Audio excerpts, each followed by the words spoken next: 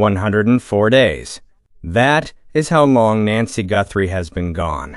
104 days since her daughter posted on social media asking people to help find her mother. 104 days since investigators found blood on the porch of her home in the Catalina foothills of Tucson. 104 days since the doorbell footage showed a masked figure stuffing vegetation in front of a camera lens at 2 in the morning. 104 days. And this week, something shifted. Not in a small way. Not in a way that produces a headline and then fades. In a way that changes how we understand who is actually running this investigation, who is actually in control, and what the relationship between the Guthrie family and the Pima County Sheriff's Office actually looks like right now. Because the sheriff sat down with People magazine this week, and he said some things that were new, some things that raised more questions than they answered. And one thing in particular that changes the entire picture of where this investigation stands on day 104. Tonight we go through all of it, carefully, because Nancy Guthrie deserves every question asked, every detail examined, and every lead followed until she is found. Before we get into the investigation, I want to take a moment to do what this channel always tries to do first. Remember who we are talking about. Nancy Guthrie is 84 years old. She is a mother, a grandmother, a woman who has spent decades being exactly who the people who love her needed her to be. Quietly, without fanfare, with the particular grace of someone who shows up not because it is convenient, but because that is simply who she is. She is the mother of Savannah Guthrie, the co-anchor of NBC's Today Show. But to the people who know her, who sat with her over coffee, who called her on Sunday afternoons, who watched her move through the world, she is Nancy. Just Nancy. A woman who loved her family and her life, and who did not deserve what happened to her on the morning of February 1st Street. On Mother's Day, at 100 days, Savannah Guthrie posted something that I have not been able to stop thinking about. She wrote, "Mother, daughter, sister, Nan, we miss you with every breath. We will never stop looking for you. We will never be at peace until we find you. We will never be at peace until we find you." 104 days in, and the pacemaker inside Nancy Guthrie's chest is still running. Still logging. Still keeping count of every moment she has been gone. Everything that happened to her, every second since 2:28 on the morning of February 1st, is stored inside a device the size of a small matchbox, implanted in the chest of a woman who deserves to come home. That is who we are talking about tonight. That is why none of this is academic. Before I go any further, I want to take a moment. If you found this video, if you are the kind of person who believes that a missing 84-year-old woman deserves careful, sourced, serious coverage every single day until she is found, then you are exactly who this channel is built for. Crime Dispatch is a small channel. We do not have a network behind us. We do not have a production team. What we have is a commitment to covering these cases with the precision and care that the people at the center of them deserve. And the only way we grow is if people like you decide that matters. Subscribe right now. Hit the bell so you do not miss a single update on this case. And share this video with one person who is following this investigation. Every view on a story like this is a statement that Nancy Guthrie has not been forgotten. That 104 days is not long enough for the world to move on. Subscribe, share, and then stay with me, because what this week just revealed changes everything. Before we get into the analysis, I want to stop, because 104 days is a long time to carry something. And I think Darlene, Nancy's family, deserves more than an update. They deserve to know that people who have never met Nancy Guthrie are sitting with the weight of her absence too. So before we go any further, I want to say a prayer for Nancy Guthrie, for Savannah, who wakes up every morning inside that grief and still shows up for work, still speaks with the same warmth and professionalism the world sees, while carrying something privately that no camera has ever fully captured. For every member of that family who wrote, "We will never be at peace until we find you," and meant it with everything they had, God, we ask that Nancy be found. We ask that whoever knows what happened on the morning of February 1st be moved by conscience, by courage, by whatever it takes to come forward. We ask that the science at Quantico produce what investigators need, that the silence that has protected the truth for 104 days finally breaks. We ask for justice, not loudly, not angrily, but with the quiet and steady conviction that justice is what love demands when someone is taken. And we ask that wherever Nancy is, she knows she has not been forgotten, that a family is fighting for her, that a world of strangers is watching and waiting and refusing to look away. Come home, Nancy. Now, let us get into what happened this week. Sheriff Chris Nanos sat down with People magazine, and I want to go through it carefully, piece by piece, because when you put it all together, the picture that forms is one that I do not think enough people are fully processing. Let us start with the biggest one, the detail that stopped investigative journalist Brian Anton in his tracks. The detail that should stop you too. Sheriff Chris Nanos told People magazine that he is no longer directly communicating with the Guthrie family. He said those conversations are now being handled by the FBI. Let me say that again slowly. The sheriff of Pima County, the man who is technically still in charge of this investigation, whose department has never officially handed the case over to the FBI, is no longer talking directly to the family of the missing woman at the center of that investigation. The FBI is. Morgan Wright, a former investigator and law enforcement expert with over 40 years of experience, was direct about what that means. He said in his entire career, it is unusual for the originating agency, the agency with investigative authority, to not be in communication with the victim's family. The originating agency is the sheriff's office, and they are not talking to the Guthries. Think about what that tells you. You are the sheriff. You are the one who stood at those press conferences. You are the one who told the world your team was going to solve this. You are technically still in charge, and the family of the missing woman is only communicating with the FBI. Morgan Wright said this could mean one of two things. Either something significant is happening behind the scenes, something in an advanced stage that falls clearly within the FBI's lane, like a forensic development that requires federal handling. Or the relationship between the sheriff and the Guthrie family has broken down to the point where the FBI has stepped in to manage it. And honestly, both of those things may be true at the same time. Brian Anton has been careful throughout his reporting, respectful of what the family is going through, but he said directly that he has wondered for a while what the family actually thinks of the sheriff. Given all the reporting, given all the documented missteps, given all the controversy, they must know they are not isolated from the coverage. And the fact that the sheriff himself is now saying they are not talking to him anymore answers a question that has been sitting in the background of this investigation for months. The Guthrie family is not happy with Chris Nanos, and they have found a different line of communication. Morgan Wright made a point worth sitting with. He said when you are working a major case, you always want to maintain contact with the family. Always. Because at some point you are going to need them. When the case gets built, when it goes to trial, you need their cooperation. You need their testimony. You need them on your side. If you have spent over 100 days watching family trust erode to the point where they only talk to the FBI, you have created a problem for yourself that goes beyond the investigation itself. And then Nanos said something else in that People magazine interview. Something that is one of the most direct acknowledgments he has made publicly since this began.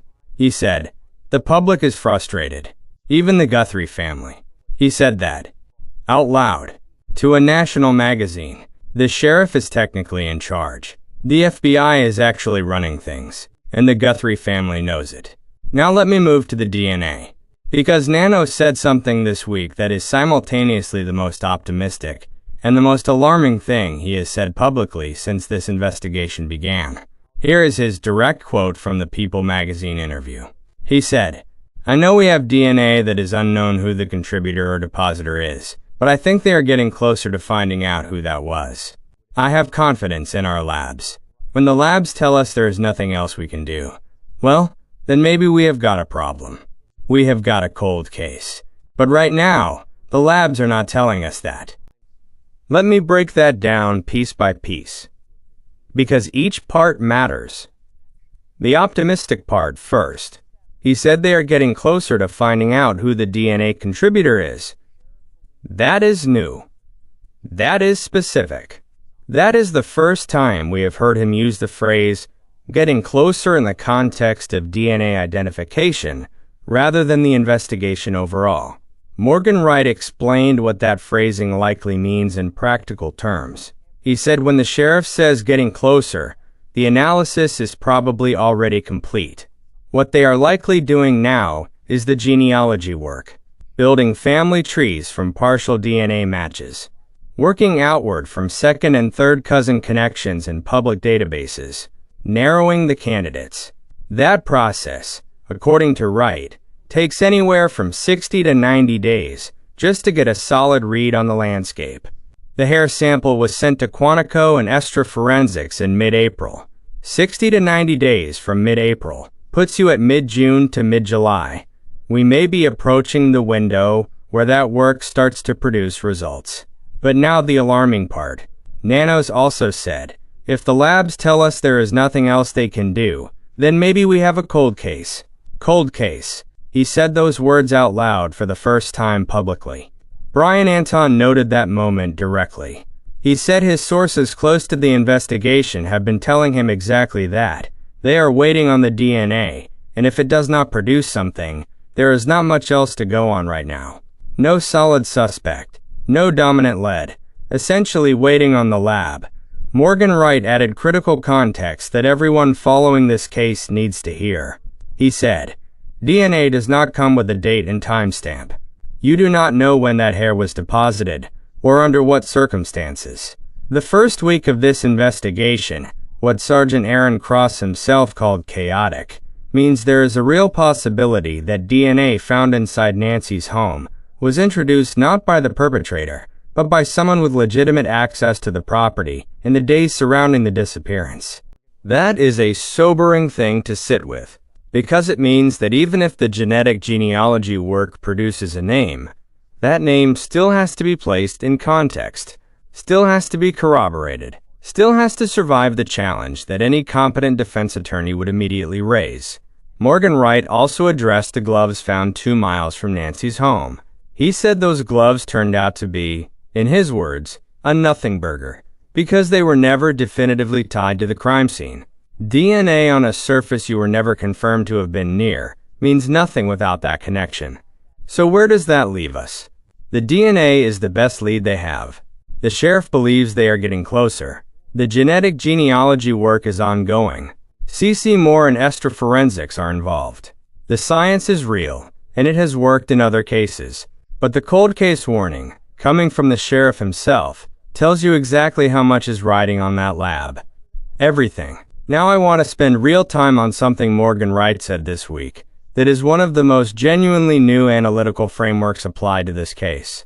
And once you hear it, you will never look at that doorbell footage the same way again.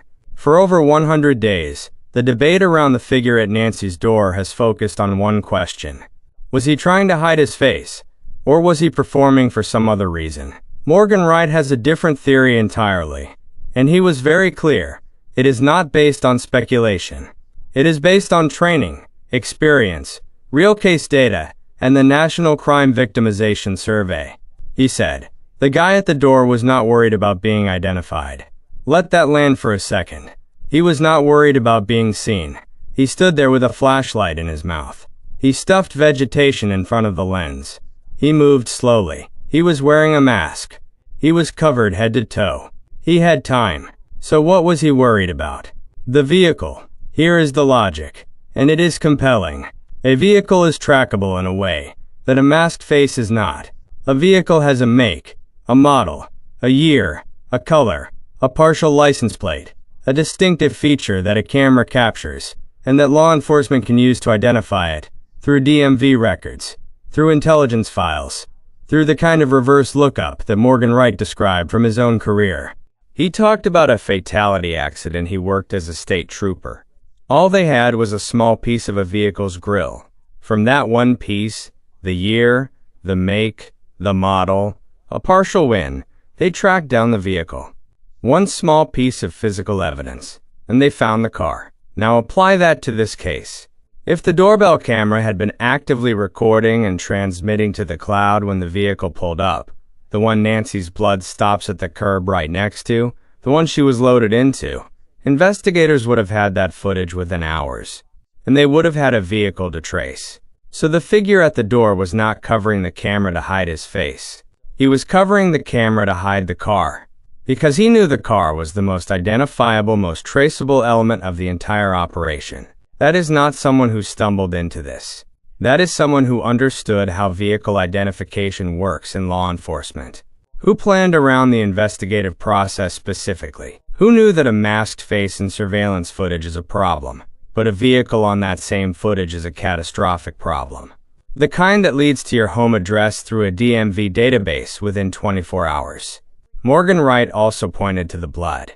He said, "Look where the blood goes. Look where it stops. It stops at the exact place where a vehicle would have to be positioned for Nancy to be loaded in." That is not circumstantial. That is physics. That is the physical record of what happened at that curb in the early morning hours of February 1st Street. She was put in a car right there, where the blood stops. And that car drove away. And whoever was driving it knew, before they ever arrived at that house, that they needed to make sure no camera caught it leaving. Sheriff Nanos addressed the thousands of surveillance videos being cataloged in his People magazine interview. He said there are thousands and thousands of videos from intersections and ring cameras that have to be sorted and cataloged, organized by vehicle type, so that when a suspect is identified, they can cross-reference. On the surface, that makes sense. But Morgan Wright said that approach is inverted. And the way he explained it is genuinely illuminating. He said, "You already know something crucial. You know the approximate window when Nancy was taken. The pacemaker data places her in a vehicle no later than 2:28 in the morning, probably moving somewhere between 2:12 and 2:28, based on the accelerometer data. That is your window. Instead of cataloging every vehicle and waiting for a suspect name to cross-reference against, flip it. Take that 2:12 to 2:28 window. Pull every vehicle that was in motion within a reasonable radius of Nancy's home during those minutes. That is your universe. And it is a much smaller universe than every vehicle ever captured on every camera."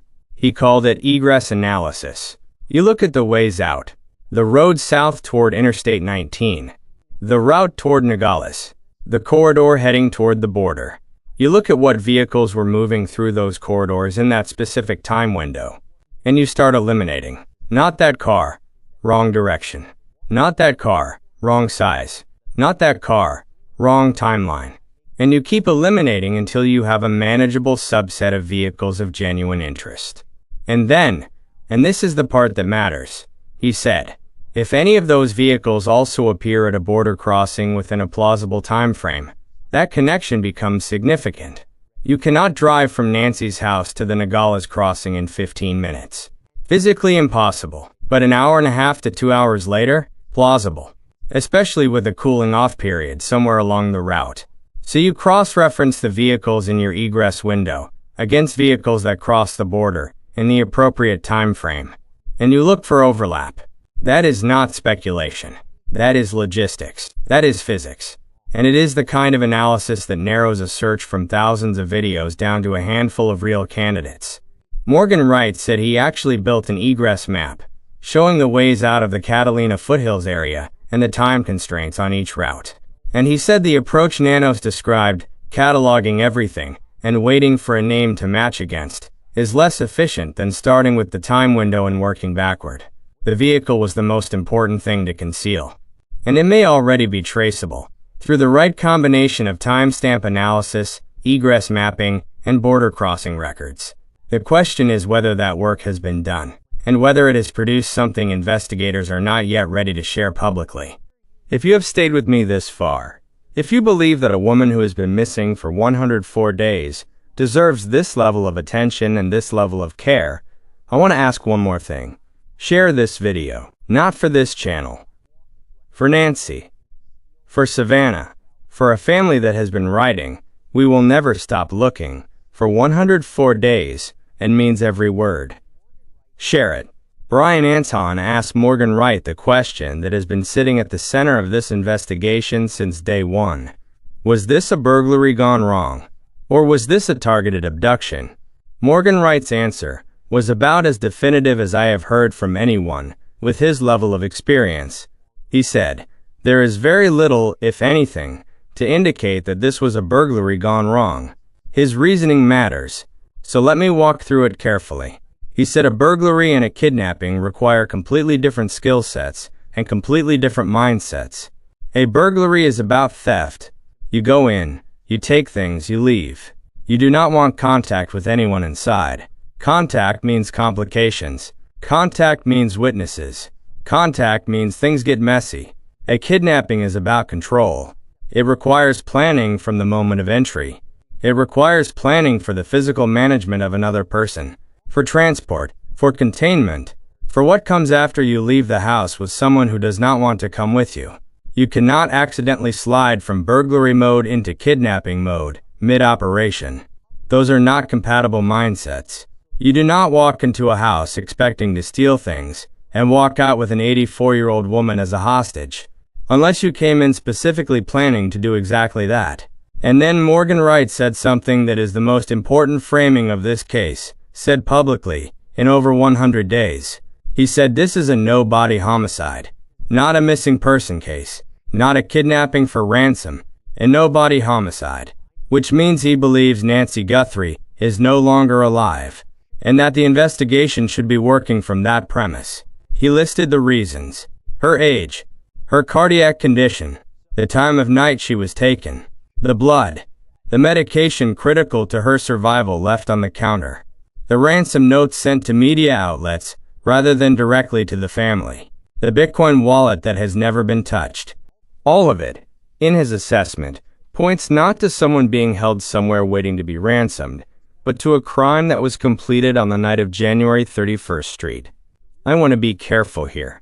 Law enforcement has not publicly declared Nancy dead. The family has not declared Nancy dead. And there are people, including Elizabeth Smart, who lived through her own abduction, who have said publicly that Nancy could absolutely still be alive. But Morgan Wright's assessment reflects what multiple law enforcement experts have said privately for weeks. And the fact that he said it plainly deserves to be acknowledged honestly. Because if he is right, it changes the entire focus of the investigation. From finding a living person to building a case for prosecution. And that shift, quiet as it may be exactly why the FBI is now handling all family communications directly. One person or two? This question has divided experts since the beginning. The two-person theory has credible support. The logistics of taking an 84-year-old woman against her will, transporting her, managing her, require more than one person. The rear floodlights were smashed at the same time the front camera was being covered. Two simultaneous entry points. Two roles. Two people. But Morgan Wright raised something that genuinely challenges that. And it connects directly to the silence that has surrounded this case for 104 days. He said, two people cannot keep a secret. A secret can only be kept by one person. Think about that in the context of the reward. $1.2 million. Sitting on the table, unclaimed, for 104 days. If there are two people involved, one of them should have cracked by now. That is the math. That is what every expert in this field has said consistently. Two people under this much pressure, with this much money available, cannot both hold their nerve indefinitely. And yet nobody has called. Morgan Wright said that silence is actually consistent with a single offender. A lone wolf. Someone who does not have a partner to worry about. Someone who is carrying this alone. And who may be far enough from this community that nobody around them has connected them to this case. He made a point about traveling criminals. He said if this person is not from the Tucson area, there is nothing in the local police files that references them. No prior contact. No intelligence reports. No field interview cards. They came in, committed this crime, and left, and there is nothing organic in the system to pull them back into view. That is why, despite the footage, despite the backpack identification, despite the height and build description, there is still no named suspect. Not because investigators are not working, but because the person they are looking for may have no local footprint at all. Morgan Wright was careful. He said both are possible. And he acknowledged the blood pattern analysis. Close to the ground, consistent with someone being carried, which could support either a single strong person or two people sharing the weight. But the silence of that reward over 104 days. $1.2 million. Nobody moved. That is the loudest argument for a single offender in this entire case. And it is an argument made entirely by the absence of anything happening.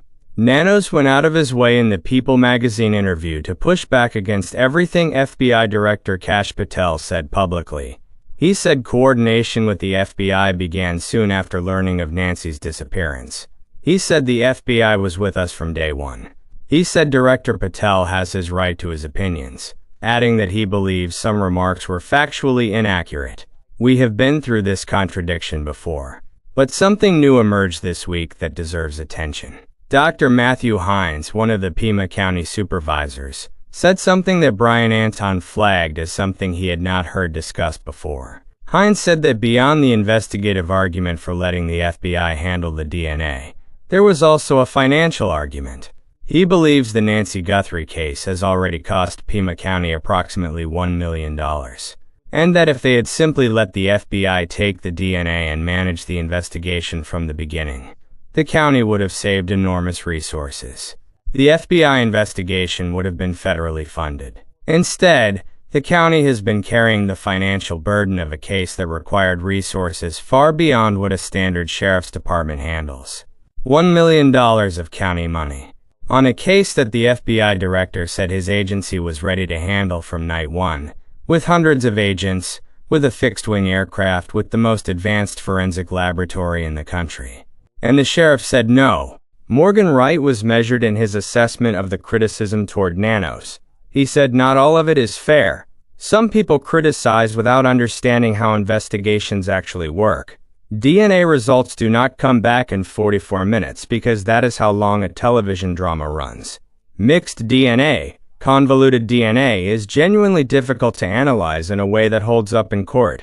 There is real science behind the delays that the public does not always appreciate.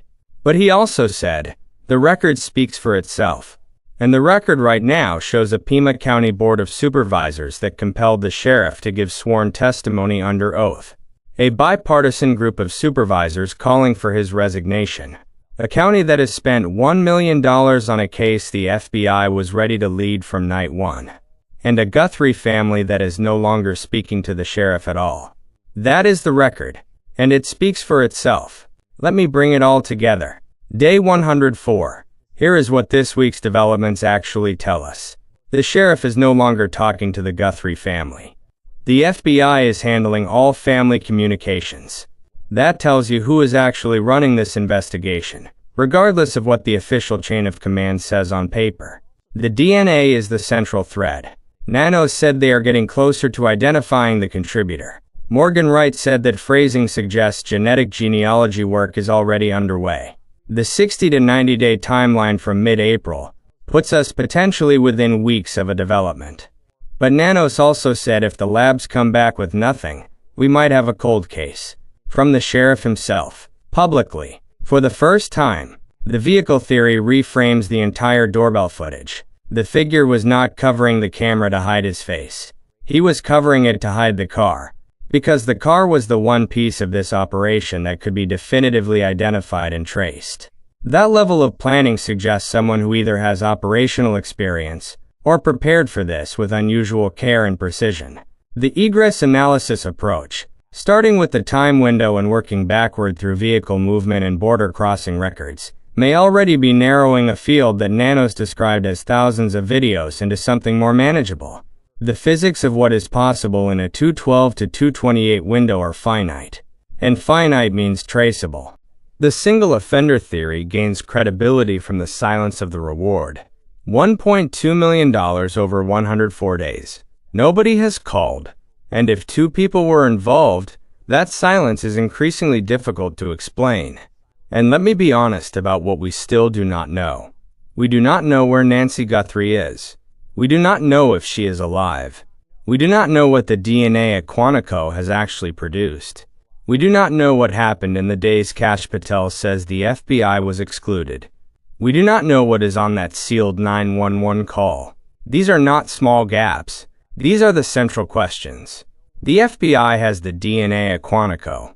The FBI has the resources. The FBI has the genetic genealogy expertise, and the FBI has the trust of the Guthrie family. Nanos can talk to People magazine all he wants, but the family has already voted with their silence toward him. And somewhere inside a device the size of a small matchbox, implanted in the chest of a woman who has been gone for 104 days, the pacemaker is still running, still logging, still keeping count. Savannah Guthrie wrote, "We will never be at peace until we find you." That sentence carries everything. The love, the determination, the weight of 104 days of not knowing, the refusal to stop, the refusal to accept that this is how the story ends. 104 days. And this channel is not stopping either. Not for a single day. Not until Nancy comes home. If you have any information about the disappearance of Nancy Guthrie, call 1-800-CALL-FBI. You can be completely anonymous. The reward is real. The investigation is active. Subscribe to Crime Dispatch and turn on notifications. We are covering every development in this case every week until it is resolved. Drop your thoughts in the comments. I read every one. And share this video, because Nancy Guthrie deserves to have her name in as many conversations as possible, for as long as it takes. Stay with us.